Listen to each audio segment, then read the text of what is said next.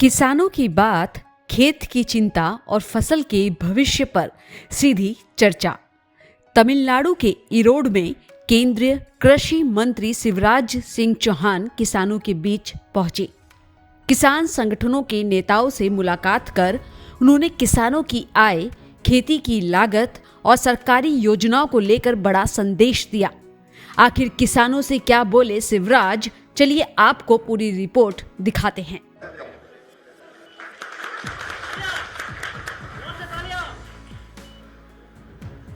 मैं कोशिश कर रहा हूं कि जल्दी तमिल सीख जाऊं और हर भारतवासी को एक दक्षिण भारतीय भाषा सीखनी ही चाहिए। आपसे मिलकर मुझे आज बहुत खुशी हुई है। आप किसानों के नेता और मैं किसानों का सेवक।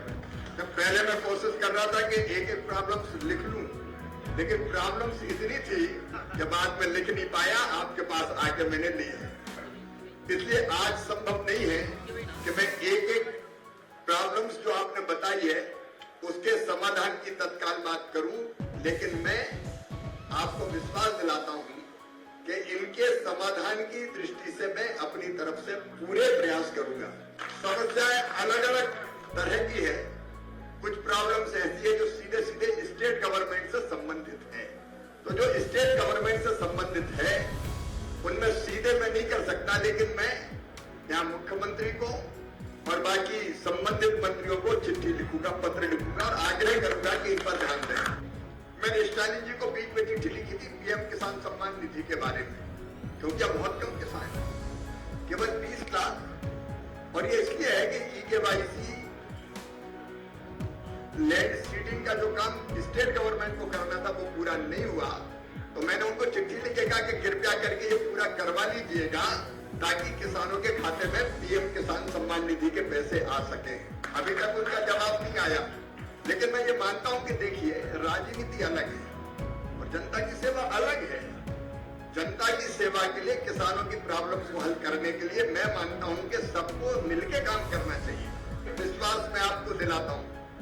दूध के बारे में कई लोगों ने कहा कि कहीं यहाँ की प्रॉब्लम को ही पैसा काफी कम मिल रहा है दूध का, केवल 32 रुपीज जो मुझे बताया पर लीटर। मैं तो आश्चर्यचकित रह गया।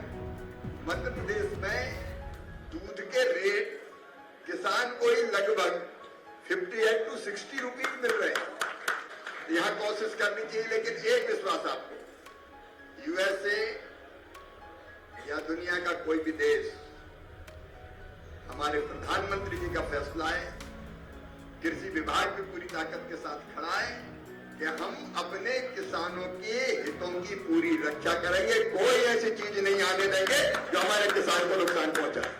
आपने एडिबल ऑयल की बात कही है कि कोकोनट के प्राइसेस काफी कम हुए हैं, क्योंकि कम जो हमारा आयात शुल्क होता है उस पर जो इंपोर्ट ड्यूटी कम होने के कारण उसके रेट बढ़े हैं।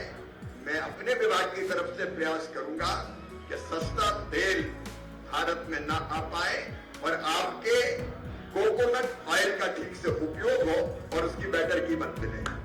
आपने कई तरह की चीजें बताई, मैं जब 4 बजे बोलूंगा तो उस समय भी कुछ का मैं जिक्र करूंगा।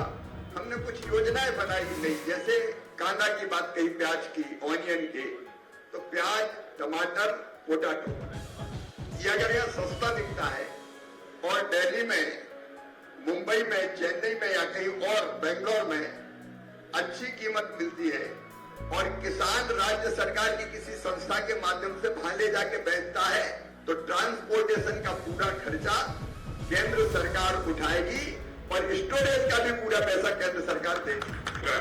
लेकिन ऐसी कई योजनाएं जैसे MIS है, मार्केट इंटरवेंशन स्कीम, उसमें तय किया है कि बहुत सस्ता अगर कोई फल और सब्जी बिक रही है और राज्य सरकार अगर प्रपोजल भेजता है तो हम राज्य सरकार से इस शर्त पर कि 50% जो कीमत कम मिल रही है और जो मॉडल प्राइस है, मतलब इस पर लागत ठीक से निकल जाए, उसके बीच का अंतर भी आधा केंद्र सरकार देगी, आधा राज्य सरकार देगी, लेकिन राज्य सरकार को प्रपोजल भेज के आधा खर्चा सहन करना पड़ेगा। तो मैं राज्य सरकार से भी अपील करूंगा कि किसानों के हित में प्रपोजल भेजे।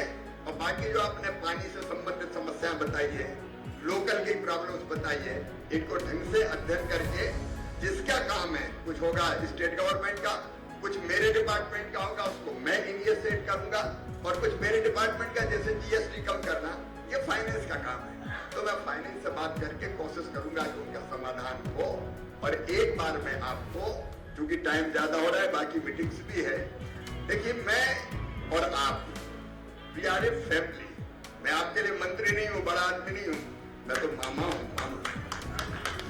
और इसलिए आपका एक प्रतिनिधि मंडल लेके, नागराज जी, जब भी जरूरत पड़े आप दिल्ली आइए, भाभी मामा का घर है, मैं मिलूंगा, और जितना संभव है, ये तो नहीं कहता कि सब हल कर दूंगा, लेकिन जितना होगा उतना हल करने की जरूर कोशिश करूंगा।